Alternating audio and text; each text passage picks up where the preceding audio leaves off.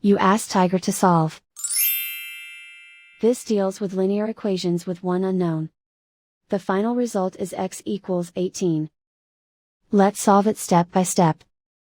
Group all constants on the right side of the equation. Subtract 3 from both sides. Simplify the arithmetic.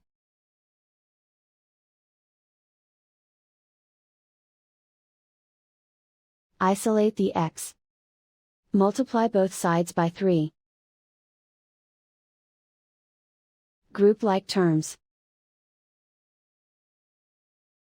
Multiply the coefficients. Simplify the fraction. Simplify the arithmetic. And so the final result is x equals 18.